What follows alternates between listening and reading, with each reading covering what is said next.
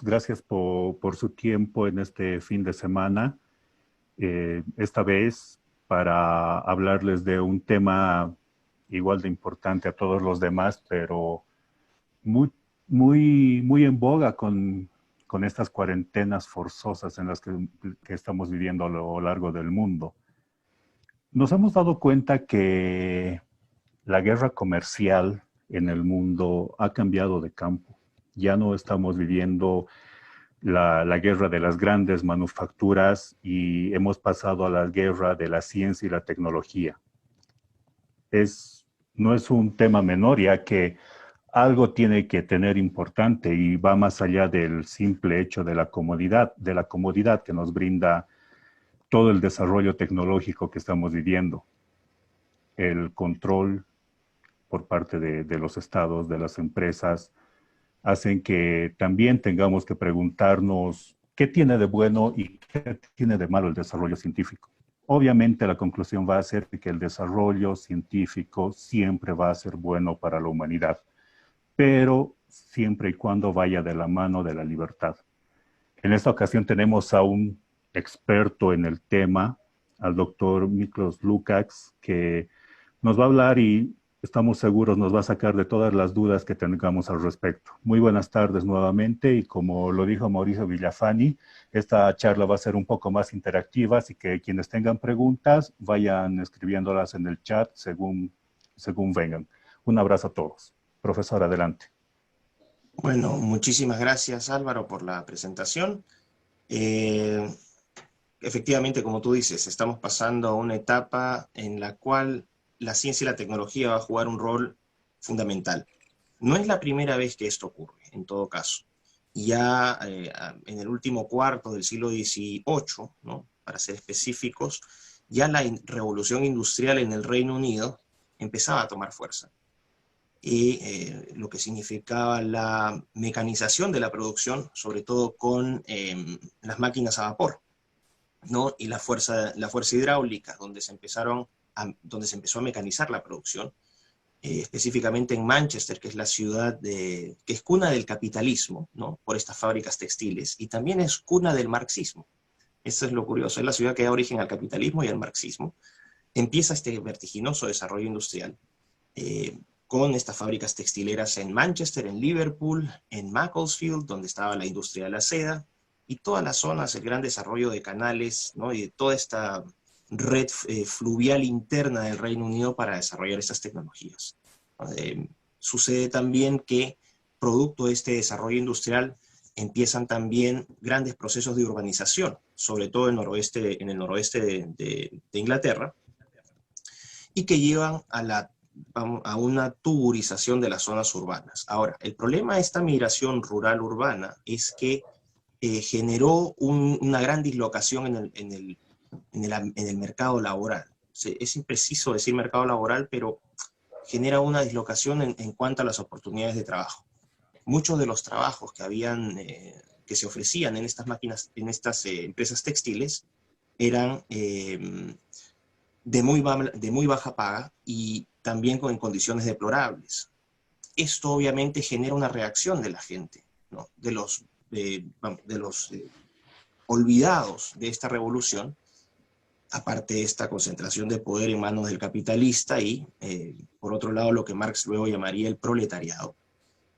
Y se genera la primera revolución o la primera reacción en 1811 con el surgimiento del movimiento ludita, ¿no? El movimiento ludita es un movimiento de obreros y de campesinos ingleses contra el desarrollo industrial. Y este movimiento se organiza en Nottingham, que es una ciudad cercana a Manchester, y empiezan con incursiones violentas a destruir las máquinas de producción textil, toda la maquinaria de vapor y toda la maquinaria de agua. Obviamente esto genera también un rechazo de parte del gobierno que tiene que usar represión policial y militar para contener a estos grupos. Este proceso, esta revolución de los luditas va de 1811 a 1816 y causa un sinnúmero de muertos. Obviamente esto inspira también a autores como Charles Dickens. No sé si han escuchado hablar de Charles Dickens. Bueno, sus obras son obras que describen la terrible realidad de las clases olvidadas en la revolución industrial. Y después Marx pasa ya con Engels, ¿no? Que era el dueño de una gran empresa textil, que era el patrocinador financiero de Marx. De hecho, hay una anécdota, hay una carta que es real, donde la mamá de Marx dice y le escribe a Karl, bueno, tú eres muy bueno para hablar de capital, pero eres incapaz de generarlo. Entonces era una cosa realmente muy graciosa. El hecho es que surge esta idea del proletariado, ¿no? esta dualidad proletario-capitalista, y esto también da origen, obviamente, a lo que conocemos hoy como comunismo. ¿A qué voy con esto? ¿Cuál es el punto de esta presentación, de esta parte? Que los cambios científicos y tecnológicos generan impactos que van más allá de su ámbito de acción. No depende exclusivamente de un campo, vamos a decir, económico, o no depende exclusivamente de un campo político, sino que también se generan externalidades, usando el lenguaje de los economistas, que pueden ser tanto positivas. De hecho, el desarrollo industrial trajo progreso material en el largo plazo a más gente, pero también genera una clase de olvidados. Y esto puede dar curso a nuevas ideologías. Esto es lo que estamos viendo en estos momentos. Hay un nuevo, vamos a decir, hay una intención de cambiar el paradigma, ¿no? Se nos habla de que a partir de la pandemia lo que hemos generado es una nueva normalidad, o estamos caminando hacia una nueva normalidad. Y esta nueva normalidad no es otra cosa que la expresión de un nuevo paradigma que se pretende imponer. Ahora, ¿quiénes pretenden imponer este paradigma? Curiosamente, dentro del grupo, ¿no? La gente en un término, por intuición, se refiere a este grupo como el nuevo orden mundial, que es una abstracción, una intuición, en la cual la gente quiere decir hay gente que tiene mucho poder político y económico y que a través de sus empresas, a través de los organismos supranacionales, a través de las fundaciones, ¿no? Los famosos filantrocapitalistas, no son filántropos, sino filantrocapitalistas, universidades, ONGs, ¿no? Y algunos estados tratan de imponer, o han venido por lo menos en estos últimos años, tratando de crear las condiciones para impulsar esta nueva normalidad. Dentro de este campo encontramos, por ejemplo, la agenda del aborto, la agenda del género, la agenda LGTB, la agenda medioambiental, la agenda animalista, el tema del racismo, ¿no? Y que en manos o en discurso de izquierdistas siempre ha sido utilizado como un arma política. Bueno, lo que sucede ahora es que detrás de este nuevo paradigma que se nos pretende imponer de la nueva normalidad, están entre los principales actores los gigantes tecnológicos. Y aquí quiero hablar especialmente de los gigantes tecnológicos que son líderes principalmente en el desarrollo de tecnologías como la inteligencia artificial. Si hay tecnologías que van a cambiar, querramos o no, la estructura de producción, la estructura del ordenamiento político y el ordenamiento social, tal como lo conocemos hoy, esa tecnología es la inteligencia artificial. Ahora, ¿por qué digo que están detrás de estos metacapitalistas? Se les llama metacapitalistas, y esto es un concepto que utiliza el filósofo brasileño conservador Olavo de Carvalho, que si no lo conocen, sugiero que lo lean. Él es actualmente uno de los principales asesores de Jair Bolsonaro en Brasil, si no su principal asesor, por lo menos su principal ideólogo. Y Olavo de Carvalho se refiere a esta gente, y voy a mencionarlos específicamente para que se tenga claridad. Estamos hablando de los principales accionistas o propietarios o jefes de directorio de empresas como Google, ¿no? Alphabet, en este caso serían Sergey Brin y Larry Page, Microsoft con Bill Gates, que está muy de moda. Bill Gates está muy de moda ahora. De hecho, quien dirige la empresa es Satya Nadella, no es Gates. Ahora Gates se aboca exclusivamente a su fundación. Tenemos a Apple con Tim Cook, a Microsoft, no, G-Mafia, IBM también, que es otra empresa muy importante en el desarrollo de esta tecnología de inteligencia artificial, y Amazon con Jeff Bezos. Entonces, para dar nombres y apellidos de personas que están moviendo o que están promoviendo detrás de cámaras, porque ellos no son los actores, detrás de cámaras, salvo Gates, que sí le gusta la peliculina, pero detrás de cámaras están promoviendo esta nueva agenda. ¿Por qué? Estas empresas que he mencionado son líderes en el desarrollo de esta tecnología de inteligencia artificial. ¿Y por qué quiero referirme a la inteligencia artificial? Porque la inteligencia artificial, como les dije, es una tecnología que lo va a cambiar todo. No sé si ustedes estén al tanto de lo que es la inteligencia artificial. Si me permiten, entonces les voy a dar una breve reseña de qué se trata esto. La inteligencia artificial es una tecnología que puede encontrar su origen en la década del 50, específicamente con el matemático británico Alan Turing. Alan Turing, que era homosexual y que fue condenado esto es una anécdota, que fue condenado por el gobierno británico a tomar hormonas para deshomosexualizarse. Y este hombre se suicida comiendo una manzana envenenada, que es el símbolo de Apple, por si no lo sabían. Bueno, ok. Entonces, Turing es vamos a decir, el padre de las computadoras.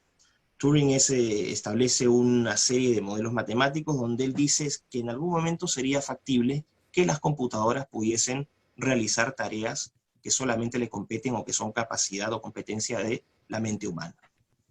En la década de los 60 hay un desarrollo importante. Bueno, en 1956, perdón, Henry McCarthy y otros, Marvin Minsky y otros científicos se organizan en una conferencia en Dartmouth, que es una universidad importante, ¿no? Dartmouth College en los Estados Unidos, la primera conferencia internacional sobre inteligencia artificial.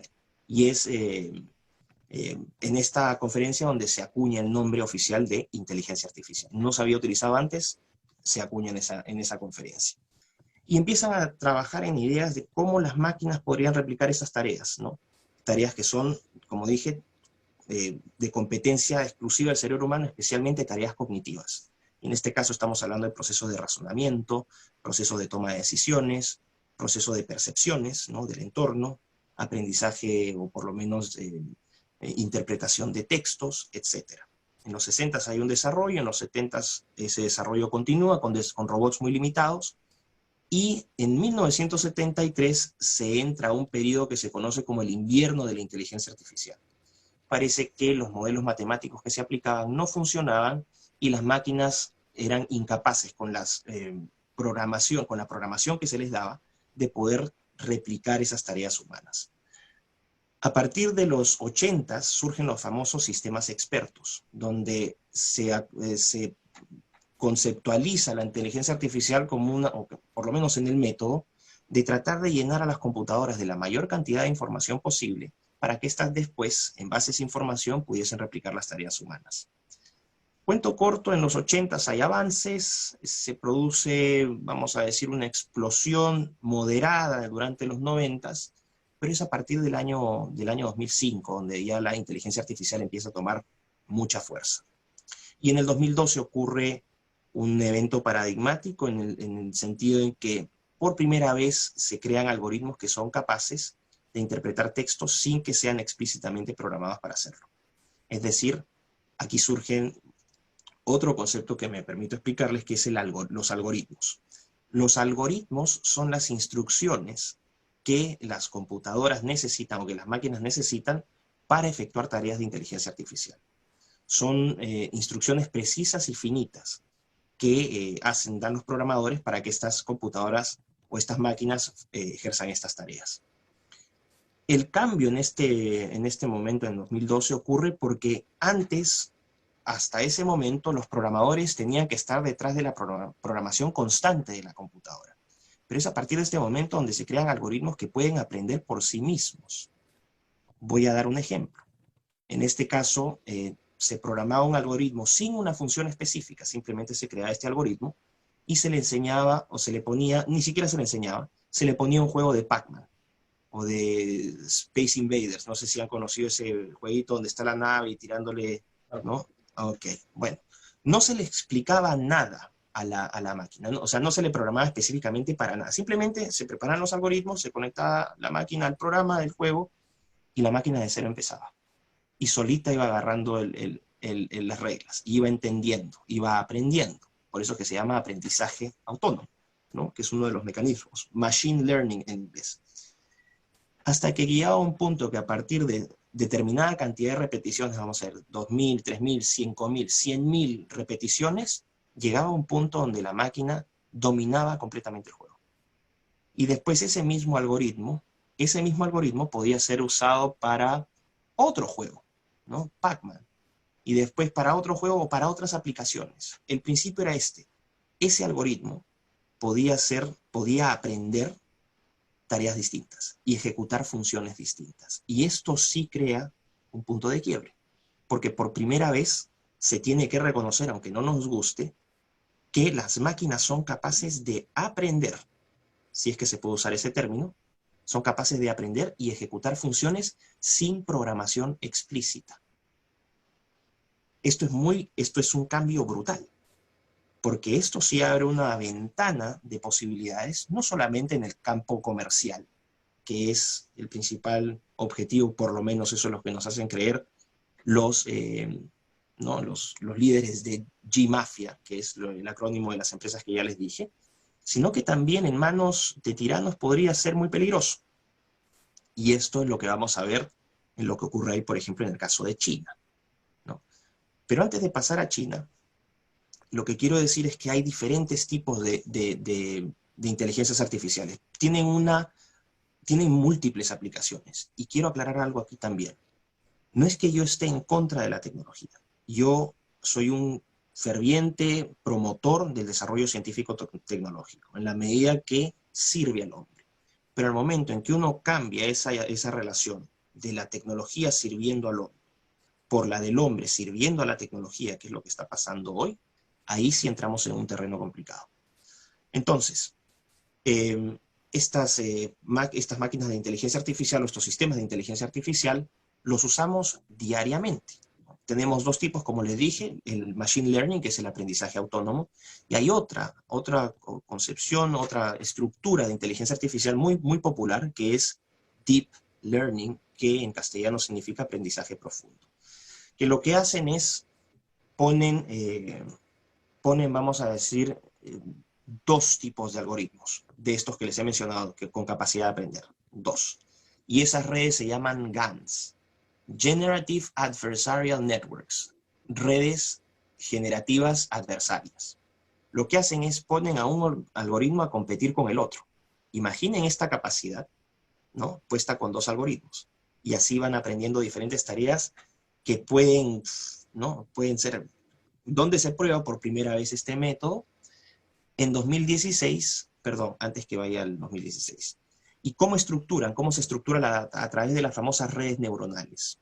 Cuando ustedes escuchen redes neuronales, lo que significa es que los programadores de estos algoritmos lo que hacen es crean una estructura de procesamiento de la información por capas, ¿no? Entonces van determinando patrones hasta que se llega al resultado final, ¿ok? Y se simula la estructura de un cerebro, las neuronas de un cerebro. Entonces, esta estructura de redes neuronales, en 2016, una empresa británica que se llama DeepMind, que ya fue comprada por Google por $400 millones en 2016-17, organiza un campeonato contra el campeón mundial de Go. Go es un juego chino, milenario, mucho más complejo que el ajedrez, muchísimo más complejo que el ajedrez, en donde las posibilidades para obtener la mejor jugada son infinitas. Entonces, técnicamente no sería, a punta de músculo tecnológico, no sería posible para una máquina ganar porque, como digo, las posibilidades son infinitas. Entonces, en 2016 se hace este campeonato entre AlphaGo, que es la máquina de DeepMind, versus Lee Sedol, que era un surcoreano campeón mundial de Go. Y en el Go también tiene los dans. Este es Lee Sedol, era 9º dan, que es el máximo nivel que un jugador puede alcanzar. Y es considerado el más fuerte en toda la historia. Bueno, se pensó, obviamente, la prensa decía, no, estamos muy lejos todavía de que las máquinas, ¿no? Que los sistemas de inteligencia artificial puedan generar jugadas que permitan ganar en este juego del Go. El ajedrez era diferente porque, vamos a decir, por cada movimiento, por cada posición en el tablero existen por lo menos 35 movimientos posibles, pero en el Go son 200, y esto se va, ¿no? Si ustedes van haciendo el árbol de búsqueda de qué posibilidades tendría que encontrar la máquina, al final se vuelve infinito. Bueno, se dio por hecho que Lee Sedol iba a destruir a AlphaGo, y lo que sucedió fue completamente al revés. AlphaGo destruyó a Lee Sedol 4-1, y eso fue un momento realmente de cambio, porque los comentaristas humanos, que eran también jugadores de noveno dan, decían, la máquina ha desplegado jugadas creativas. Miren qué interesante. Jugadas creativas. Y esto sale de expertos, o sea, de jugadores del más alto nivel. Entonces, no es un comentario suelto, es el comentario de jugadores expertos. Es decir, la máquina encontraba jugadas que ni siquiera estaban consideradas en la base de datos, ¿no?, de esta computadora. Bueno, resulta que fue un hecho, ¿no?, mundial, se difundió la noticia, y al año siguiente, AlphaGo jugó con una versión mejorada del programa. Y al año después, y la versión mejorada le ganó a AlphaGo 100-0. Entonces aquí nos estamos dando cuenta que el poder ya no se trata solamente del poder de computacional, ¿no?, sino de las posibilidades para encontrar soluciones que han sido históricamente invisibles para el ser humano. Y esto es lo fascinante, pero peligroso a la vez. Porque llega a existir teorías, hay un James Barrett, que es un autor de un buen libro de inteligencia artificial que se llama Our Final Invention. O sea, hablan de la inteligencia artificial como el último invento del hombre. ¿Por qué? Porque se cree que en algún momento la inteligencia artificial va a jubilar a la mente humana. Y eso sí sería realmente terrible, porque ahí también surgen otras preguntas, por lo menos desde la perspectiva filosófica. Dicen, bueno, ¿podrá llegar en algún momento a tener la inteligencia artificial conciencia? Ahora podemos decir tajantemente que no por el nivel de desarrollo tecnológico, pero podemos, si somos rigurosos con los principios científicos, podemos descartar esa posibilidad.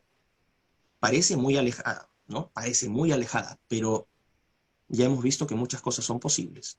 Y no solamente eso, ¿qué pasa si los sistemas de inteligencia artificial toman conciencia de su existencia y deciden que los seres humanos son una carga? Ahí el tiro saldría por la culata, porque ni siquiera terminaríamos como mascotas, simplemente podríamos ser exterminados. Obviamente aquí estoy entrando al terreno de la ciencia ficción y las especulaciones, pero no es el punto. El punto aquí es ponerse en escenarios para poner la mente a trabajar y ver qué peligros podrían existir dándole un mal uso a esta tecnología. ¿Ok? Entonces, no solamente es el lado bueno, que es el que nos quieren presentar ahora. Y ojo, aquí ha habido un intento deliberado de estos gigantes tecnológicos, que no son los únicos, sino también de otras empresas en China, porque los dos grandes líderes mundiales de inteligencia artificial son China y los Estados Unidos. Un intento deliberado por mantener a la población ignorante sobre esta tecnología. No se ha informado. Lo que se ha hecho es simplemente llenarnos de celulares, de laptops, decirnos qué cosas están haciendo, que el chip ha mejorado, que la velocidad de procesamiento ha mejorado, que la RAM ha aumentado. Pero hablar sobre inteligencia artificial siempre han sido mensajes edulcorados y siempre en positivo, ¿no? Los apologistas del progreso, vamos a decir, postindustrial, nos dicen que es una maravilla, que vamos a ser todos felices y que se van a acabar los problemas y el hambre va a terminar y vamos a ser una sociedad más igualitaria, más justa. Es todo lo que viene con este paquete de la nueva normalidad, ¿ok? Pero aquí ocurre algo, que la historia también nos enseña que todas estas ideas de progreso con un excesivo optimismo siempre han terminado mal. Siempre han terminado mal. Y esta vez no va a ser la excepción. Si esto se implementa de una manera como se viene haciendo ahora, sin ningún tipo de control, sin regulación, sin, por ejemplo, principios éticos que sean respetados escrupulosamente por los diferentes jugadores o actores del sistema mundial, realmente corremos un grave riesgo como especie. Ahora, ¿qué es lo que está sucediendo? Como les decía, la inteligencia artificial la podemos usar para miles de cosas. Todos los días usamos inteligencia artificial. Todos los días usamos redes neuronales. Cuando ustedes meten una búsqueda en Google, ahí están trabajando las neural networks, las redes neuronales de aprendizaje profundo, ¿no? O deep learning. O también cuando ustedes ven una película en Netflix y se meten al menú y salen las películas acomodadas de acuerdo a su gusto. Bueno, ese es un tipo de clasificación que se llama clustering, ¿no? Porque la inteligencia artificial puede ordenar la información de varias maneras. a través de regresiones, a través de categorizaciones o a través de clustering. Bueno, Netflix usa lo que se llama clustering. Cuando usamos el Waze, por ejemplo, para el tráfico, también estamos usando inteligencia artificial. Cuando pedimos un delivery, también. Cuando compramos en línea, también. Es decir, la inteligencia artificial está presente constantemente en nuestras vidas, todos los días. Y esas son las aplicaciones benignas. Pero ahora quiero presentarles un caso de esta tecnología puesta al servicio de fines no benignos. Y aquí existe, y eso, ojo, no estoy hablando de ciencia ficción, porque la gente puede decir, pues esto me parece mucho de película, esto no, esto es como la guerra de las galaxias. Bueno, pueden ver el proyecto Skynet en China, que ya es una realidad. El proyecto Skynet en China, que en chino se llama Tianwang, que significa la justicia tarda pero llega, ¿no? En un régimen comunista como el chino, esa frase sería un poco tenebrosa, ¿no? La justicia va a llegar, no sé. Bueno, la cosa es que este sistema Tianwang, o Skynet, ¿no? Viene esta película de Terminator, Skynet significa la red del cielo. Lo que han hecho los chinos es instalar más de 200 millones de cámaras. A fines de este año, probablemente a mediados del próximo, van a ser más de 600 millones de cámaras para monitoreo ciudadano en tiempo real. ¿Ok? Ahora les voy a explicar cómo funciona esto. China tiene 3 grandes empresas. Así como G-Mafia en los Estados Unidos, tenemos a BAT. Curiosamente, murciélago, como la sopa de Wuhan, ¿no? Tenemos a BAT, que son Baidu, que viene a ser el Google chino, Alibaba, que es el Amazon chino, y Tencent, que desarrolla una aplicación que es la más usada en China, que se llama WeChat, que es una especie de WhatsApp con esteroides, porque WeChat no solamente es un sistema de mensajería o de textos o de llamadas, sino que en WeChat también existen las billeteras electrónicas, o sea, uno paga con WeChat, porque en las grandes zonas urbanas en China ya no se usa moneda, ya no se usa billete, todo es transacción electrónica. En las grandes ciudades de China, más del 80% de la gente usa medios de intercambio económico electrónicos y usan su celular. Su celular es su billetera, es su tarjeta de identidad, es su teléfono, es su repositorio de fotos, es literalmente su alter ego, es el otro yo de la persona, ¿no? Y la cantidad de información que cada celular tiene es mucho más de la que uno puede, por ejemplo, acumular en un diario. Bueno, entonces, y WeChat, ojo, lo usan más de 1.168 millones de personas. Esto era el conteo hasta el último cuarto del año pasado. Imagínense esto. La población china es 1.400 millones de personas, pero estamos hablando de que 1.168 ya usan WeChat. Y WeChat está directamente relacionado con el sistema de Skynet de las cámaras. ¿Cómo funciona esto? Pongamos que uno es un ciudadano chino, sale en la mañana, está caminando por la calle y de repente se cruza la luz roja. Ok, se cruzó la luz roja. Entonces, una de las cámaras que estaba vigilando te va a sacar un zoom, te va a poner un zoom, va a sacar tu foto, van a hacer tu nombre, tu edad, tu domicilio, saben si tienes deudas, si no tienes deudas, qué hablas, qué no hablas. Te van a poner en lo que se llama estas pantallas de la vergüenza. Entonces van a poner tu imagen en la calle y van a decir, este sujeto es un ser poco cívico y es una vergüenza para el país. Vamos a decir una cosa así. Bueno, obviamente eso va a estar atado a otro sistema. Entonces estamos viendo el celular con WeChat, las cámaras, y un tercer elemento que es el sistema de crédito social. Sistema de crédito social, que ya este año se ha implementado completamente. ¿Ok?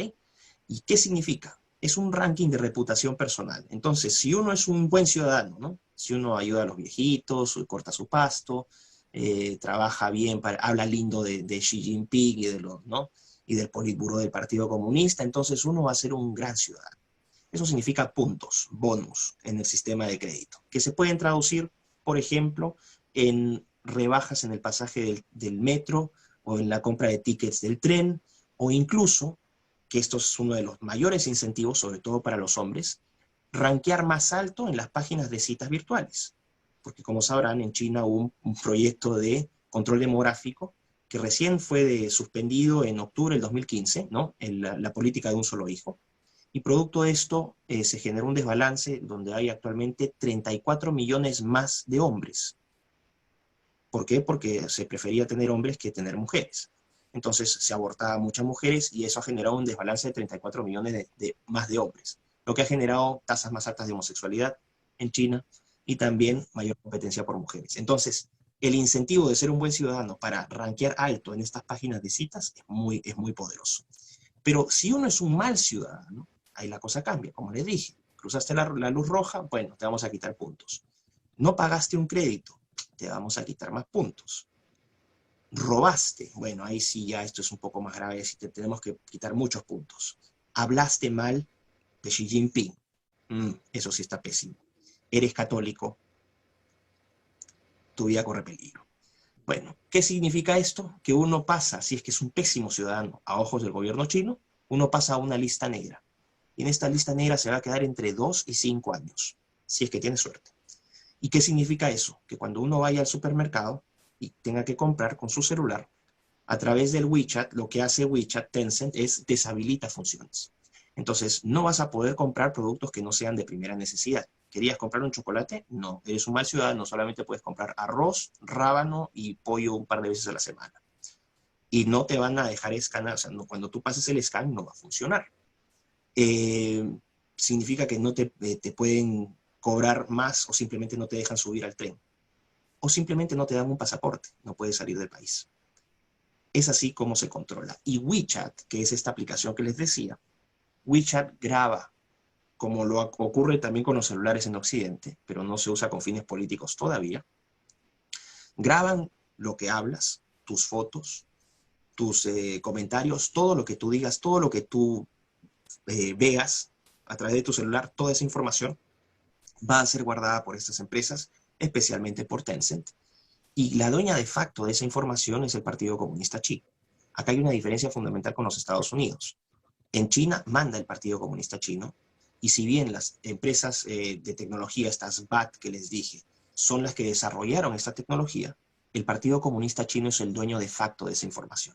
Estas empresas operan porque el Partido Comunista Chino se los permite. Y los chinos han desarrollado grandes tecnologías, son líderes mundiales, por ejemplo, en drones, ¿no? Hay una empresa china que se llama DJI, no sé si la conozcan, que son drones de consumo masivo, ¿no? Para la gente que quiere grabar sus videos. DJI, drones, es un campo muy importante. Otro campo importante es todo lo que es sistemas de reconocimiento de voz o de traducción de textos, ¿no? Traducción de textos de texto a voz a voz y reconocimiento facial. Obviamente son, y en esto China es líder mundial, muy superior a los Estados Unidos. ¿Por qué? Porque son todas estas tecnologías que permiten una mayor vigilancia, ¿no? Reconocer tu cara, reconocer tu voz. Y ojo, con los celulares saben a dónde te estás moviendo, no solamente con las cámaras, sino también con geolocalización, saben dónde te mueves en todo el día, con quiénes estás, qué es lo que, o sea, es una vigilancia permanente, permanente. Y a través de eso, también decir que controlan la plataforma, qué tipo de información van a ver las personas en sus celulares, es un proceso de adoctrinamiento total. Y aquel que ose desafiar el sistema, ¿no? Va a ser inmediatamente identificado y puede correr, hasta su vida puede correr peligro. Se ha puesto a prueba el sistema de persecución, ¿no? En caso de detección de alguna anomalía, y la policía china no tarda más de 7 minutos en todos los casos de apresar al supuesto insurgente. En 7 minutos te capturan donde sea. ¿Ok? Entonces, ¿qué tenemos ahí? Esa es la inteligencia artificial puesta al servicio de malas causas, ¿no? A la supresión total de las libertades. Es la tecnología utilizada para el poder de turno. Y toda opinión divergente va a ser severamente castigada. Entonces, no es que sea una manzanita la inteligencia artificial, sino que puede ser una manzanita envenenada, como la que se comió Turing. Al final, ¿no? El problema puede ser que terminemos siendo completamente dependientes y completamente esclavizados por esta tecnología. Y aquí viene el punto en Occidente. ¿Qué es lo que está pasando con esta pandemia? Esta pandemia yo no tengo, y esto es una opinión, quizás, esto es una opinión personal, no quiero influir en su punto de vista, esta es mi posición, investigada con rigor, habiendo hecho mi tarea durante por lo menos unos 4 años, porque yo vengo investigando esto desde el 2016. sobre todo cuando surge este concepto de cuarta revolución industrial. Así que para mí esto no es nuevo, esto es un tema que yo he investigado a profundidad. La conclusión que yo he sacado es que esta pandemia es una crisis manufacturada. Es una crisis que ha sido creada justamente para que en Occidente se replique de manera similar lo que se está haciendo en China. La diferencia es que en China existe un modelo de control total bajo el Partido Comunista Chino, que no tiene ningún complejo en hacerlo saber, porque todo el mundo lo sabe en China, pero en Occidente ocurre lo contrario. O sea, en Occidente se quiere imponer este sistema de vigilancia, pero sería un sistema de control total con rostro amable de democracia, con una pseudo-democracia, ¿no? Entonces, no sé si se han fijado que ahora en diferentes países han empezado a pedirnos, ¿no?, que bajemos algunas aplicaciones para luchar con el coronavirus. En China, todo este sistema que les he mencionado que ya existe, empezó con la excusa de mejorar el tráfico peatonal en Beijing. Bájense esta app. Pero después ya no fue el tráfico peatonal, después fue la delincuencia. Bájense esta otra app. Y después fue, mire, ¿saben qué? Tenemos que tomar medidas un poco más serias. Y así poco a poco, ¿no?, de la app a Tianwang hubo un transcurso y ahora es Tianwang y las apps nos olvidamos. Antes que se me olvide una cosa muy importante, que también tiene que ver con lo que les iba a decir sobre la pandemia. Estos sistemas de inteligencia artificial, por la cantidad de data que tienen que procesar, imagínense, estar monitoreando a miles de millones de personas en tiempo real, en todos sus datos y en todas sus facetas, requiere una capacidad de transmisión de data muy fuerte. Por eso es que hemos pasado de la 4G a la red 5G. En China, qué curioso, este mundo está lleno de coincidencias, ¿no? Los chinos inauguran su red 5G el 1 de noviembre del año pasado. Y el 80% de la infraestructura para redes de 5G la aporta una empresa que ustedes seguramente van a conocer, que es Huawei, o Huawei como se dice. Bueno, Huawei tiene casi el monopolio de la infraestructura 5G en el mundo. Entonces, esta tecnología 5G es indispensable para implementar sistemas de monitoreo en tiempo real. Indispensable. ¿Por qué? Porque tienen una capacidad de transmisión de data 100 veces superior a la que tienen las redes 4G. Y ojo, para que se vayan asustando un poco más, China ya está trabajando en redes 6G con aplicaciones militares. Y la red 6G es 100 veces superior en capacidad y en velocidad de transmisión de datos que la red 5G, que es la que nos va a llegar a nosotros. Porque lo que tiene que quedar claro es que lo que nosotros sabemos ha llegado con 3, 4, 5 años de retraso. Quienes están trabajando esas tecnologías están 4 o 5 años más adelante de lo que estamos nosotros. Y no solamente me refiero a la inteligencia artificial, puedo hablar también, por ejemplo, de la ingeniería genética, específicamente la técnica CRISPR, donde se nos dice, por ejemplo, hace un par de días, que científicos de la Universidad de Buffalo, de la Universidad de Nueva York en Buffalo, y del Instituto Roswell de cáncer, crearon el primer, vamos a decir, ¿cómo se le dice esto? La primera quimera humano-animal, ¿no? O no la primera, pero una quimera ratón-humano. A células de ratón, a un embrión de ratón, le metieron células embrionarias de humano. Y se creó una quimera. 4% de ese embrión de ratón que se formó, el 4% de las células que se llegaron a desarrollar eran células humanas.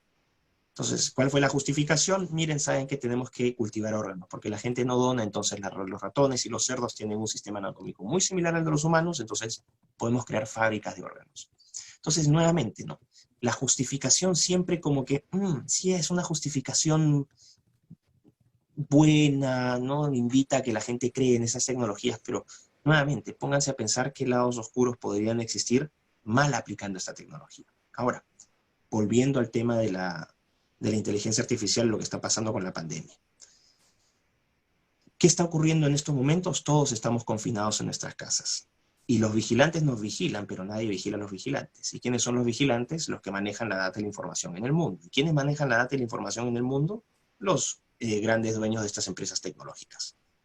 Para que no vean que es conspiración, de las 10 empresas con mayor capitalización de mercado en el mundo, 7 son empresas tecnológicas y todas ellas líderes en inteligencia artificial. Están todas las que le mencioné al principio, menos IBM en los Estados Unidos. G-Mafia, excepto IBM, no está en el top 10. Y en China están 2, Tencent y Alibaba, que son líderes en inteligencia artificial. Y entre estas 7 empresas tienen una capitalización de mercado que supera al PBI de América Latina. Es decir, 7 empresas tienen más poder económico que todo el continente latinoamericano. Sumen Brasil, México, Argentina, Chile, Colombia, Perú, Venezuela, Bolivia, todos los países no se equiparan en términos económicos a estas 7 empresas tecnológicas. Y todas ellas, todas ellas grandes líderes en la inteligencia artificial. ¿Qué ha pasado con las acciones de estas empresas? Mientras vemos que la gente está muriéndose de hambre, sus negocios se están quebrando, la actividad económica se está ralentizando, y lo que estamos viendo es una crisis económica que se está generando, un tsunami sin precedentes que va a generar muchas más muertes por hambre que por supuesto contagio con el virus. Tenemos que empresas como Amazon han contratado durante esta crisis a más de 150.000 personas. 150.000 personas. O que las acciones, ¿no? O que Jeff Bezos en estos primeros 4 meses del año ha ganado, él personalmente, lo mismo que genera Islandia en un año. O sea, el PBI de Islandia en un año, Bezos lo ha ganado en 4 meses. Entonces aquí hay algo raro. Nadie investiga esto, nadie vigila estos vigilantes porque todo el mundo está metido en sus casas. ¿Y qué es lo que estamos viendo ahora? Ya están filtrándose videos en internet. ¿Qué tipo de torres están poniendo? Redes 5G. Redes 5G. Anteayer nomás en mi país, en Punta Hermosa, que es una playa muy linda, los vecinos salieron con confinamiento y todo les dio lo mismo y casi linchan a quienes estaban instalando estas torres. Entonces, y no solamente están instalando torres. Hace poco en España, el municipio de Ascoy, una pequeña localidad en el sur de España, 160 cámaras para combatir el coronavirus, ¿no? ¿Y a quién se las compró? Tecnología china, Dahua y Hikvision. Entonces, claro, nos están diciendo una nueva normalidad porque cuando salgamos de nuestras casas vamos a encontrar ¿no? ciudades o lugares probablemente con sistemas de vigilancia que nosotros no conocemos. Y a eso súmenle las apps. Entonces creo que vamos camino a un sistema de monitoreo y control global. Entonces, bueno, de aquí se podrían extender muchas cosas más, pero creo que esto así como una especie de aperitivo, un piqueíto, para que ustedes ya vayan haciendo sus preguntas. Quiero saludar a Hugo, que lo veo ahí. Saludos, Hugo. A Hugo Valderrama. Y bueno, gracias y atento a sus preguntas. Creo que ya dejamos abierto el bloque preguntas nomás.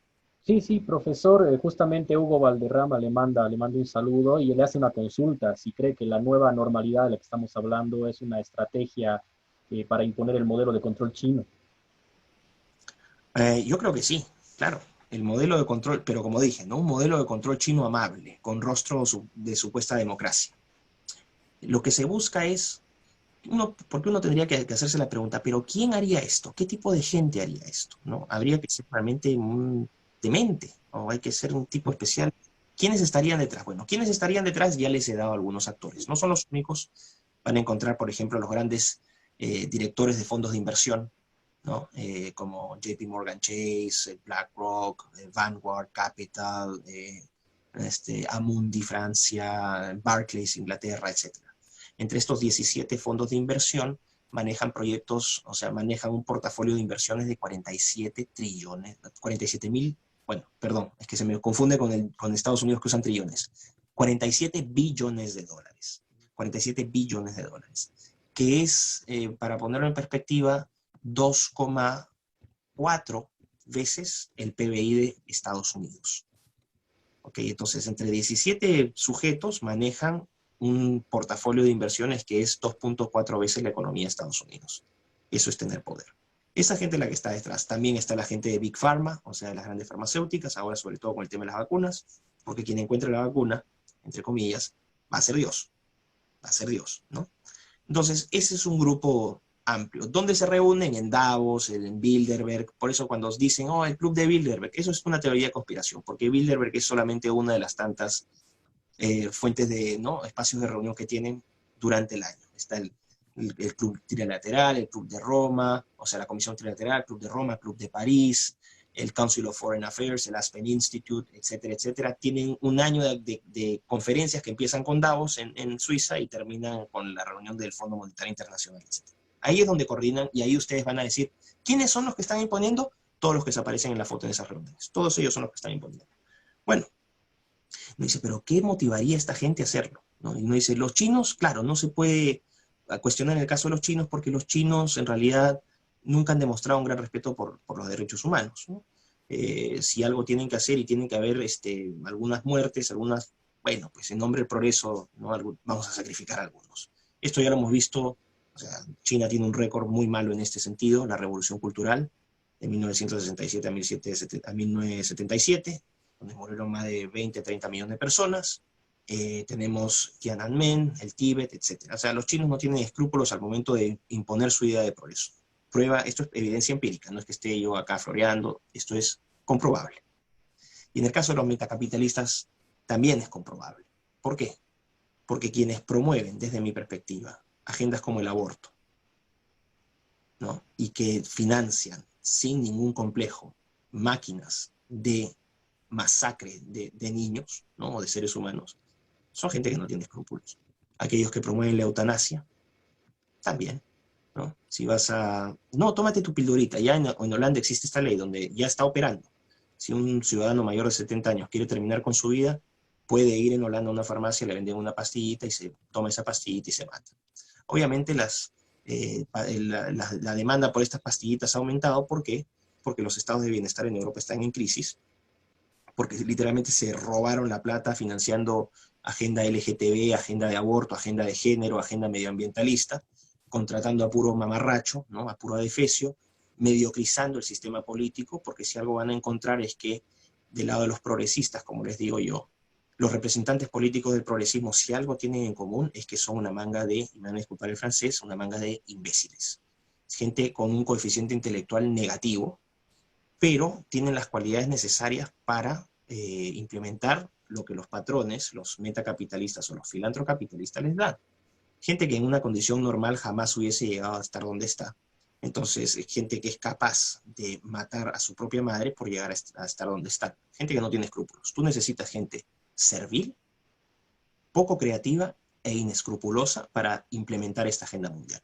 Por eso es que vas a encontrar, ¿no?, que en los sistemas supranacionales o en las organizaciones supranacionales, ¿qué tipo de funcionarios hay? Siempre son de izquierda, comunistas, son socialistas y son poco inteligentes. Son poco inteligentes, excepto algunos que son los que realmente lideran la cosa, ¿no? Por ejemplo, en la Unión Europea, Claude Juncker.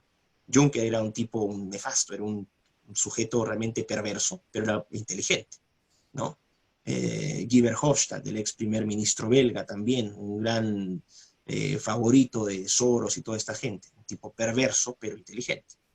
Hillary Clinton, perversa, inescrupulosa, corrupta, asesina.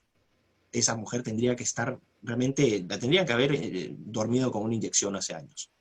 Pero ahí está, Hillary Clinton, Bill Clinton, igual.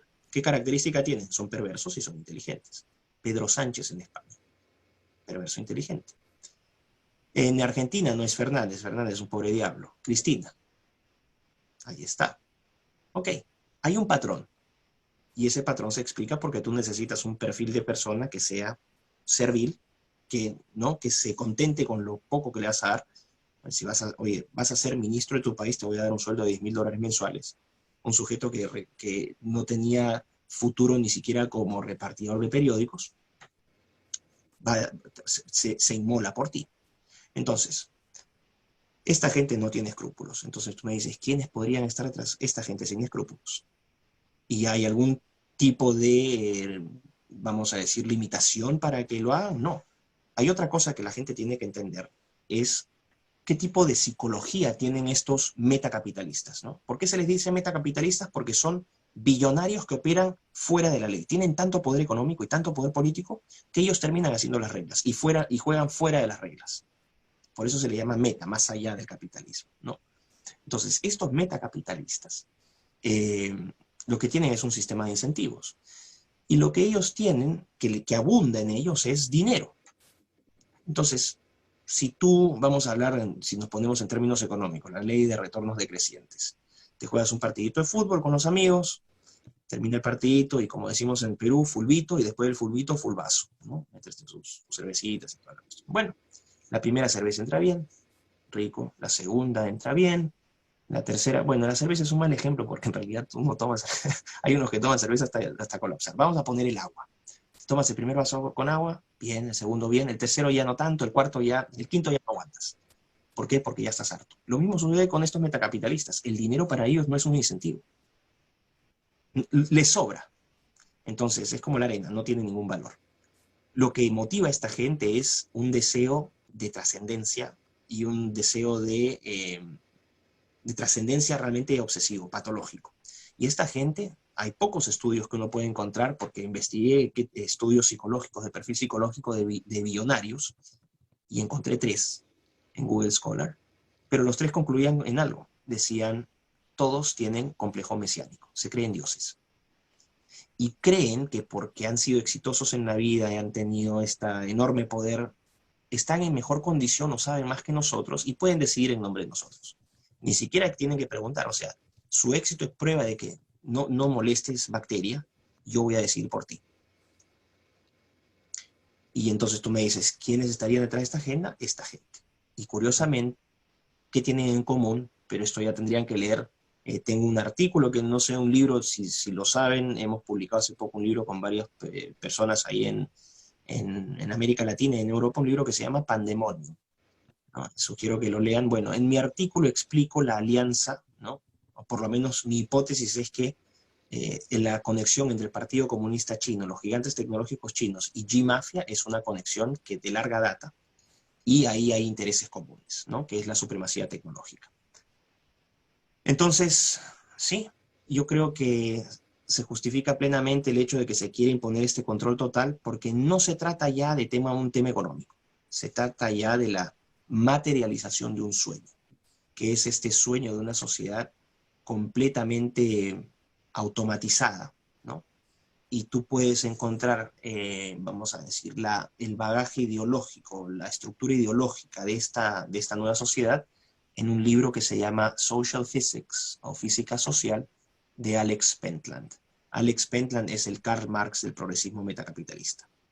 Ese es el hombre que tiene porque estos no están pensando en ideologías. A estos millonarios las ideologías les importa un pepino. Las ideologías son para los plebeyos, para las bacterias que están ahí abajo peleándose por sus cosas. Nosotros estamos pensando en cambiar el mundo y trascender y ser dioses. Que ojo, hay otra conexión también de estos sujetos, tienen una conexión muy íntima con el transhumanismo. Pero bueno, eso ya es otro tema, y ahí no me meto porque si no, no acabamos nunca. Pero sí, esa gente es la que está detrás y la motivación es simplemente materializar su visión de progreso, que en este tipo de personas funciona como un gran estímulo. Profesor Isabel Thompson le hace una pregunta. Perspectivas que tiene Latinoamérica en esta nueva relación con la tecnología y poder, en vista de que somos principalmente productores de materia prima y no tenemos mucho desarrollo tecnológico. Ok, bueno, voy a ser un poco, voy a ser realista, ¿no? América Latina no existe. Okay, no existimos. Somos, como tú bien lo dijiste, repositorio de recursos naturales. Nada más. La brecha tecnológica entre estos países y nosotros es tan enorme que nunca más vamos a alcanzarlos en la carrera, por lo menos no en nuestras vidas, en la carrera tecnológica. Nosotros existimos en la medida en que nuestra existencia se justifica en la medida que aportamos recursos. ¿Qué poder vamos a tener en negociaciones sobre nueva distribución de poder? Cero, ninguna. Probablemente Brasil, ¿no? Brasil le darán la pregunta número 23 ya cuando se ha ido la mitad del auditorio, pero eso es. Bolivia, Perú, Chile, Argentina, México quizás también un poquitito, ¿no? Para cumplir la cuota étnica, vamos a decir, en la participación. Pero más allá de eso, no tenemos ningún poder sobre esto. Nosotros vamos a ser simplemente campos de experimentación y de repartición, porque lo que creo que se está viniendo es una repartija geopolítica muy seria. Yo creo que Perú y Bolivia van a pasar al campo bajo la esfera china, si es que se concreta esta nueva normalidad. República Dominicana también abiertamente a la esfera china, ¿no? El caso de México, por razones geopolíticas, va a ser con Estados Unidos. Argentina va a estar, quién sabe, o sea, pero nosotros sí vamos a estar Perú y Bolivia van a estar en el satélite chino de todas maneras. Ok, José Gabriel Rojas hace una consulta. ¿Cree usted, profesor, que para el socialismo y comunismo es mejor ir de la mano de la tecnología para un control de la población? O sea, que ese es el fin. Es una pregunta muy interesante y yo la puedo argumentar desde una perspectiva teórica. De hecho, ayer tuve un vivo con Agustín Laje y conversamos sobre esta situación. Y yo le planteé a Agustín lo siguiente, le dije, mira, cuando tú estudias teoría económica y tú hablas de libre mercado, ¿no? Y hablas de Adam Smith, padre del liberalismo clásico, padre de la economía, que a todo esto, si ustedes llegan algún día a ir a Escocia, van a encontrar su tumba en Canongate Kirk, en una iglesia. Una tumba, ahí está su tumba, es una cuestión así muy, para quienes nos gusta la historia es algo así como, este hombre fundó la economía, o sea, es como algo importante. Bueno, una pequeña anécdota. Y yo le decía a Agustín, bueno, Adam Smith, cuando él plantea la riqueza de las naciones, él dice, lo que permite que el sistema funcione es no es el amor del panadero, del herrero al prójimo, sino que es su propio bienestar. El egoísmo lo motiva a vender pan porque quiere generar renta. Y así uno va sumando las diferentes actividades, el famoso concepto de división del trabajo, y todos estos egoísmos agregados lo que van a hacer es, va a operar ahí el concepto de la mano invisible. Esta mano invisible que permite, ¿no?, que estos egoísmos agregados hagan que fluya la economía. Y hay otro elemento que también plantea Smith, aparte de división del trabajo y la mano invisible, que es el uso del capital de manera local. Smith dice, lo que hace esta gente es usa su capital de manera local para construir su casa, mandar a los hijos a la escuela, comprar la carroza, etc. Pero todo dentro de un sistema local. O sea, hay un elemento de conservadurismo ahí muy importante. Y tú agregas esos capitales locales y eso es lo que te da la riqueza de las naciones, la wealth of nations. ¿Ok? Pero Smith partía de este principio de mano invisible donde decía que había muchas personas que hacían intercambios, ¿no?, o transacciones, y que había una ignorancia sobre lo que la gente podría, o sea, nadie sabía lo que hacía el otro, pero la cosa funcionaba así de manera espontánea. Y este concepto de manera espontánea lo retoma Hayek en el famoso orden espontáneo, y Hayek dice, bueno, teoriza, ¿no? Pero en términos, en la base repite lo que había dicho Smith, pero vamos a decirlo, contextualiza al siglo XX y en el contexto de un mundo bipolar, comunista versus democracia liberal. Y Hayek lo que dice es que en el orden espontáneo hay dos elementos. El primero es la ignorancia, ¿no?, porque la cantidad de transacciones es tan masiva, es tan enorme, que el sistema de planificación central lo único que harían es destruir ese equilibrio, y que la mejor forma de lidiar con esta ignorancia, con esta gigantesca cantidad de información que no podemos controlar, es a través del libre mercado, o sea, la libertad de transaccional. Y es esa ignorancia, entonces, la compensas con la libertad transaccional. Pero aquí había dos principios. El primero era ignorancia, el segundo era libertad como el mejor mecanismo para lidiar con esa ignorancia, y también la mejor manera de lidiar con la incertidumbre. Este es un principio muy importante. Con los sistemas de inteligencia artificial, tú lo que haces es matas esas dos ideas. Porque un sistema de inteligencia artificial sí tiene la capacidad, ya la tiene, de procesar información de todas las transacciones que tú estás haciendo en un momento determinado. Entonces, si ya puedes computar, si ya esa ignorancia dejó de ser ignorancia y la puedes automatizar, ¿dónde queda la libertad? Tu libertad ya no depende de ti, sino que tu libertad va a ser tomada por el algoritmo. El algoritmo va a tomar no decisiones en función a moral, no. Va a tomar decisiones en función a optimización o en función de lo que los programadores de ese algoritmo hayan decidido. ¿Y qué tipo de mentalidad tienen los metacapitalistas? Son contrarios a la fe, no creen en una dimensión trascendental del hombre, sino que tienen una visión que es utilitarista, materialista, relativista. Y tienen como fe la ciencia, el cientismo, ¿no? Entonces es una visión muy, muy cruda, es una visión casi axiomática del ser humano. No es una visión del ser humano como un ente trascendental, sino como un autómata, que toma decisiones racionales, costo-beneficio. Bueno, con los sistemas de inteligencia artificial, tú sí puedes. Yo pienso que técnicamente es posible la abolición del capitalismo. Y esto sería el paraíso, entre comillas, de los socialistas y los comunistas, pero yo siempre he dicho que para ser comunista hay que ser imbécil. Eso también va a terminar afectando a ellos, porque también van a ser, pues, como se dice en Bolivia, en usar esta misma palabra, la carca, ¿no? La última cochinadita de la llanta, ¿no? Entonces sí, técnicamente yo creo que sería posible. Sería un socialismo perfecto. Por eso es que se habla, cuando lean a Alex Pentland, él habla de sociedades panal, de hive societies. Entonces la máquina va a empezar a decidir por nosotros. Profesor, bueno, hablamos de inteligencia artificial que existe y, bueno, va a seguir existiendo y superándose constantemente. ¿Quién debería regular la inteligencia artificial? Esto es una tarea que y por eso es tan importante lo que va a ocurrir ahora en los Estados Unidos. Si Donald Trump pierde esta elección, no sé lo que va a pasar. Realmente no pronostico un futuro agradable para todos. Porque este plan se quiso llevar a cabo, vamos a decir, el establecimiento de este sistema de monitoreo con rostro democrático se quiso implementar con Hillary Clinton. Pero contra todo pronóstico, Clinton perdió. Así que están atrasados 3 años. Y ya no pueden esperar que Trump gane otra vez. Por eso creo que también una de las causas de que el coronavirus fue manufacturado es justamente para evitar que Trump no gane. Porque le hicieron el caso de Rusia, se demostró que era una estafa. Ucrania, se demostró que era una estafa. El impeachment, se cayó el impeachment.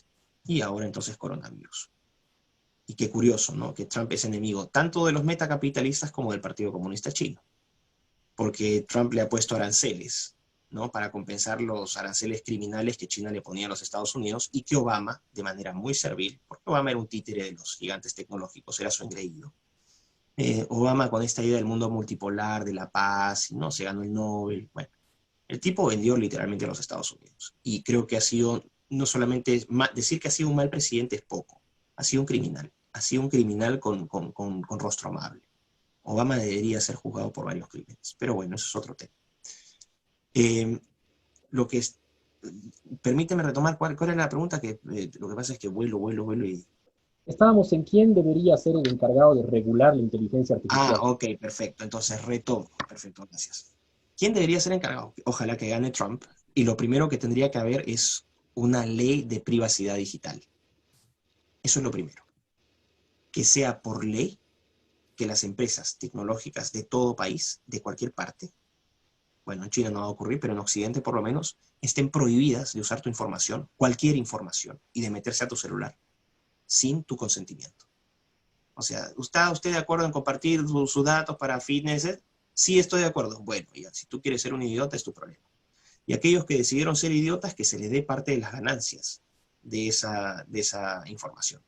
Porque lo que ha permitido que estos gigantes tecnológicos sean millonarios es que se han llevado la torta explotando nuestra información sin compartir las ganancias. Entonces eso es lo primero, ley de privacidad digital. ¿Cómo se logra eso? Con permisos. Pero tú podrías decir, pero bueno, igual podrían engañarte. Esa ley de privacidad digital incluye auditorías no anunciadas de terceras partes independientes, ¿no? Auditorías a los algoritmos que están utilizando, auditorías a la información que están procesando, auditorías a la información que están almacenando. Y que sean sorpresa, que no tengan ni siquiera un calendario. ¿Ok? Y un tercer punto vendría a ser una ley antitrust o antimonopolio, donde estos gigantes tecnológicos sean partidos. Que en algunos casos en Europa se está pensando en una ley antitrust, solamente la ley antitrust, pero eso no funciona. No te sirve de nada si es que no controlas la data y si no controlas y no auditas los algoritmos. No te sirve de nada. Y cuarto, movilizaciones masivas ciudadanas para reclamar, ¿no? Los derechos. En ese sentido sí me copiaría de los zurdos. Hacer una marcha masiva, ¿no? Un plantón frente a la sede de Microsoft, de Google, de Amazon en los diferentes países y decirles, mira, bacán tus servicios y todo, pero una ajustada, ¿no? Si te pones bravo la próxima, ya quizás te rompamos un par de vidrios. No sé, suena un poco radical, pero es que la situación está un poco difícil. Así que eso creo. Mariana Cajías le hace una consulta, profesor. ¿Cuál es su opinión de Elon Musk y que se muestra opositor a la cuarentena? No confío en Musk. Musk es un... Es otro de estos gurús tecnológicos, ¿no? Que tienen también estos complejos mesiánicos, está en un proyecto, él tiene una empresa para desarrollo de cohetes, compite con Bezos, ¿no? Blue Origin, y creo que se llama SpaceX, su empresa. Bueno, tiene SpaceX y tiene Neuralink. Neuralink es una empresa que está buscando generar cómo transmitir los datos del cerebro al celular y generar una especie de cloud computing humano. Musk se está peleando porque California no le dejó abrir su fábrica Tesla para operar. Entonces no lo hace por amor al chancho, como decimos en Perú, sino a los chicharrones. Y cuando lo haces por amor a los chicharrones, yo no confío en esa gente. Así que no, ¿qué pienso de Musk? Bien por él, se ha hecho millonario, creo que PayPal lo llevó a la fama, pero no, es un metacapitalista en mi opinión. No confiaría en él. De acuerdo. A ver, vamos a la consulta que me hace Armando Vargas. Aparte de inteligencia artificial y 5G, ¿qué otro tipo de tecnologías podrían amoldarse a esta idea de controlar a las masas? Y si habría alguna tecnología que podría ayudar a contrarrestar esta tendencia. Otra tecnología importante para vigilancia, y de hecho ya la pueden ver en Singapur, no sé si vieron que ya existe un robot que se llama Spot Mini, fabricado por Boston Dynamics. Bueno, ya hay robots vigilando en Singapur para que se cumpla la cuarentena, y es un robot con forma de perro, desarrollado por una empresa que se llama Boston Dynamics, que opera con financiamiento de DARPA, que es el el fondo no militar de los Estados Unidos para inteligencia, para desarrollo de robots. Robótica es un campo muy importante. Otro campo muy importante, otra tecnología importante, vendría a ser la edición genética, CRISPR, la tecnología CRISPR para edición de genes, y eso va atado con vamos a decir, la especie de psicosis que se está generando con el tema de las vacunas, ¿no? Porque se sospecha que las vacunas que se están desarrollando no van a ser simplemente pedazos de antígeno que nos van a tirar para que nuestro sistema inmune reaccione, sino que son antígenos modificados que van a generar cambios en nuestra replicación de ácido ribonucleico, que ya es un tema ya de biología, pero bueno. Entonces, esas dos yo creo que son muy importantes. Impresión en 3D también es muy importante, y una que de materializarse, que yo creo que ya lo están logrando, es quantum computing o computación cuántica. Si no saben, estudien por favor la computación cuántica. Es un poco difícil de comprender al inicio, no voy a hacer la explicación acá porque me tomaría un poco más de tiempo, pero quantum computing o computación cuántica es otra tecnología que sí sería disruptiva. Y si mezclamos inteligencia artificial con quantum computing, literalmente podríamos pensar en un futuro tipo Terminator, en malas manos. Literalmente lo digo, no en serio, literalmente lo digo. Estamos caminando realmente en el filo del edificio. Todo lo que conocemos puede cambiar literalmente de la noche a la mañana si es que se hace un mal uso de estas tecnologías. Literalmente. Por eso es tan preocupante, lo que a mí me preocupa mucho, y por eso me especializaba en este tema, porque en América Latina no se está hablando de esto. La gente se detenía en la parte política, en la parte económica, en los debates ideológicos, pero en realidad lo que está en el centro de todo este debate ahora es ciencia y tecnología. Eso es el cambio. De acuerdo. Profesor, ya para ir cerrando, dos preguntas más, por favor. Le hago la penúltima, que me parece muy interesante. A ver, acerca del Bitcoin y el blockchain, como salidas a esta sociedad de total control tecnológico. ¿Cómo ve estas tecnologías?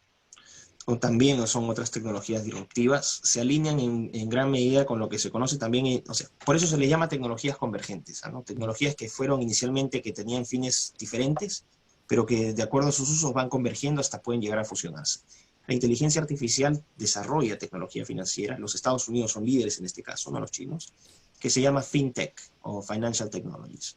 Ahora, por ejemplo, hay entre los 5 grandes fondos hedge o hedge funds, que son sistemas, vamos a decir, para comprar, para generar, son fondos de inversión, ¿ok? Pero de un tipo especial que se conocen como fondos hedge. De los 5 primeros o los 5 más grandes hedge funds del mundo, 4 operan completamente automatizados. La compra y venta de acciones y este tipo de paquetes accionarios, etcétera, bonos o lo que sea, no lo hacen seres humanos ya. Todas sus operaciones están realizadas por inteligencia artificial.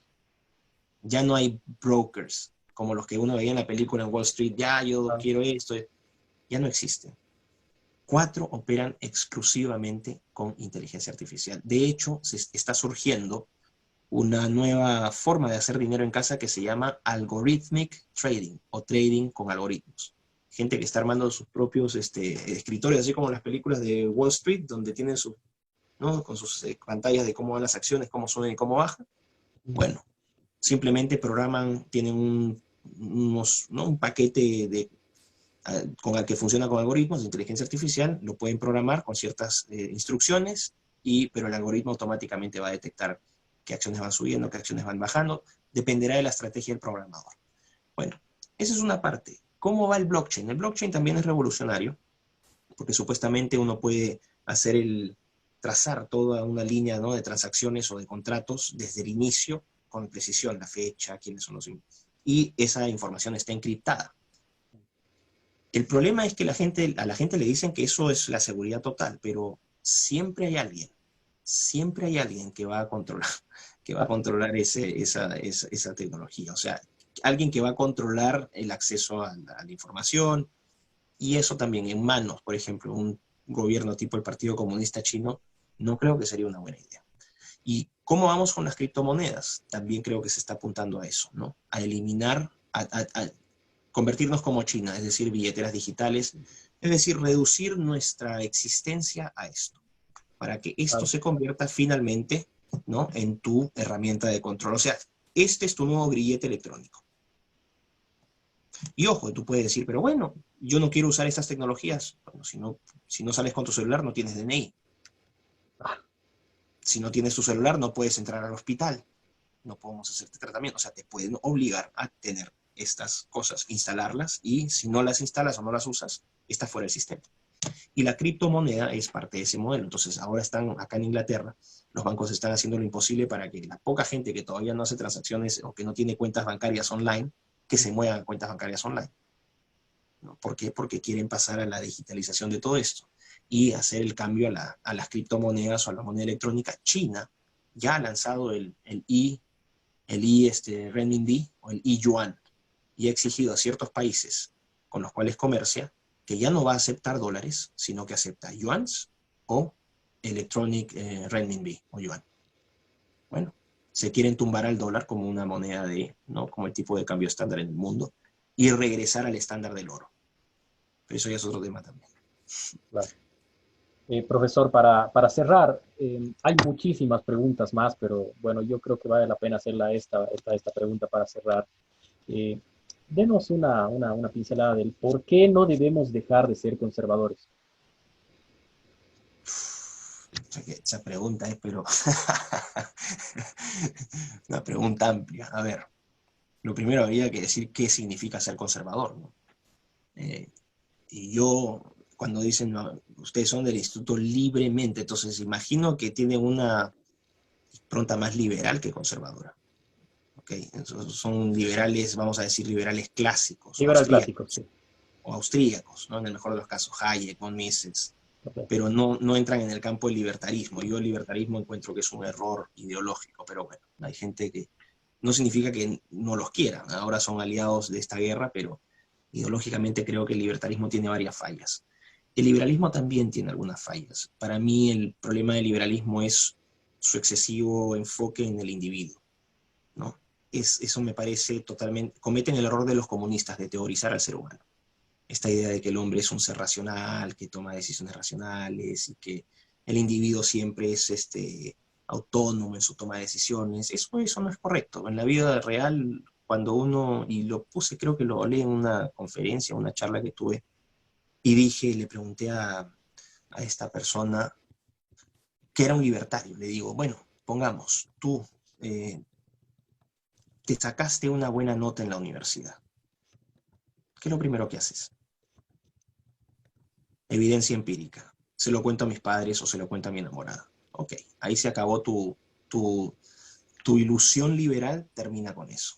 Y no es teoría, sino que es una práctica. Tú necesitas interactuar con otras personas. Y uno no existe en la medida en que no se entiende en un contexto social. Y tampoco me quiero ir al colectivismo socialista, sino que yo encuentro que no es ni el individuo, ni la sociedad el punto intermedio, sino que es la familia. Para mí la familia es el núcleo, el equilibrio perfecto. un espacio que te permite desarrollar la individualidad, pero también te permite vivir en una mini sociedad, donde aprendes a convivir, a respetar reglas, ¿no? A establecer lazo de reciprocidad, de generar afectos. Somos mucho más que toma decisiones. Entonces, para mí el liberalismo peca en ese sentido de ese problema, ¿no? Y sobre todo en la segunda mitad del siglo XX, cuando se teoriza en exceso, se matematiza en exceso, sobre todo en los Estados Unidos. Y quisieron convertirla en una ciencia exacta. Y la economía siempre va a ser una ciencia social, o sea, siempre va a haber un momento donde el hombre tome decisiones irracionales. Y aquí también cometen un error quienes desarrollan inteligencia artificial al creer que sus sistemas de inteligencia artificial son compatibles con la mente humana. No lo son. No lo son. Porque el hombre siempre va a tener valoraciones morales. Valoraciones morales o inmorales. Pero siempre hay una valoración de carácter moral que la máquina no tiene. La máquina está... Lo que decía esto de los traders, ¿no? Cuando te venden los paquetes de algorithmic trading o trading algorítmico, te dicen abiertamente, nosotros, nuestro éxito se basa en que nuestros programas eliminamos el componente emocional en la toma de decisiones. Ok, o sea, bien por ti, pero nosotros no somos autómatas. Entonces, yo en ese sentido me defino conservador. Soy escéptico de las teorías. Todas las teorías políticas y económicas son eso, teorías.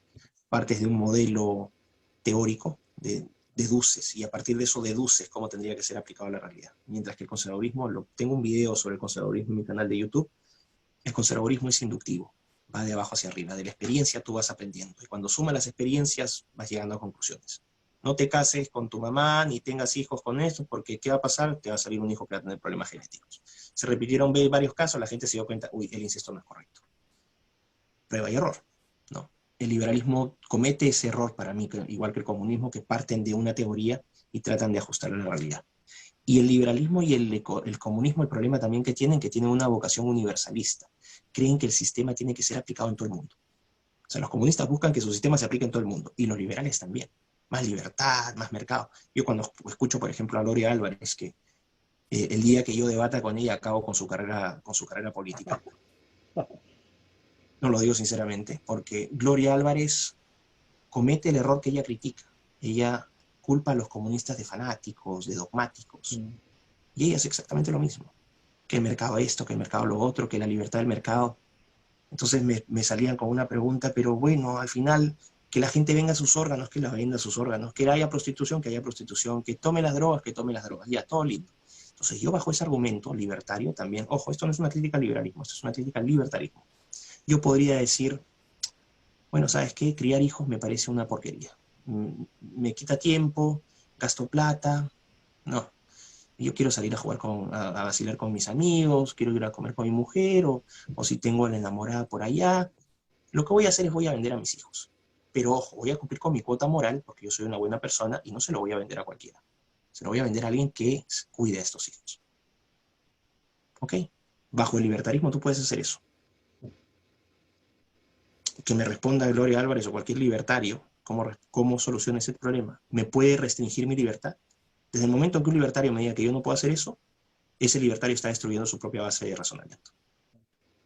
Así que conservador, sí. ¿Por qué? Porque soy escéptico de las teorías, creo en la historia como un repositorio de lecciones, la historia nos da enseñanzas, aprecio esa idea maravillosa de Edmund Burke, que es que los seres humanos tenemos una asociación. No hablamos de contrato social, porque eso también es otra teorización, el contrato social que firmas con el Estado para que el Estado te proteja, ¿no? Y tienes la tradición contractualista que empieza con Hobbes en el Leviatán, con Locke, ¿no? En los dos tratados de gobierno, esa tradición contractualista. Esa idea del contrato, que alguien me enseñe el contrato social. ¿Dónde lo hemos firmado? Ok, ahí está. Exacto, teoría. Pero lo que sí existe es la asociación intergeneracional. Eso sí existe. El afecto que yo puedo sentir por mis abuelos, que es los que están y los que no están, gratitud por lo que hicieron, y también un compromiso por mi hijo, o por los hijos de otros de mis amigos, ¿no? Por los que nos antecedieron y por los que nos precedieron. Eso es para mí la base de una sociedad. Y eso a mí me parece real, no es teoría. Tú quieres a los, ¿no? Y hay claro, la gente te va a decir, pero la gente también cometió errores en el pasado. Sí, pero todo lo que tú tienes, para bien o para mal, prueba y error, que también es otro principio del conservadurismo, lo tienes y puedes disfrutar de eso, con sus errores, con sus aciertos, pero eso existe gracias al trabajo de otros. Así que, ¿cómo ser conservadores? Simplemente sentido común, ser escépticos, cuestionar todo sin un ánimo idiota, sino cuestionar con un espíritu constructivo y crítico. No caer en dogmas teóricos. Yo no creo en las teorías, lo que no significa que, por ejemplo, yo me identifique con la teoría económica, porque, claro, todo uno puede decir, pero la crítica es, pero solamente son prácticos. No, no, no, la razón es muy importante. Para el conservador la razón es súper importante, pero es menos importante que la experiencia. Te sirve, tú usas tu cerebro para pensar, pero no dejes que tu mente te juegue trucos para interpretar la realidad a tu gusto. Ese es el punto ¿no? de conflicto. Y ahí lo que tendrías que hacer es, con este racionalismo, ¿no? Ponerlo al servicio pues, del prójimo, combinarlo con esta idea de que el ser humano es mucho más que un ente que consume, ¿no? El homo económico, que también es un modelo liberal. Y que somos seres imperfectos, con afectos, con defectos. Y que justamente en esa imperfección radica nuestra perfección. Esa es mi conclusión.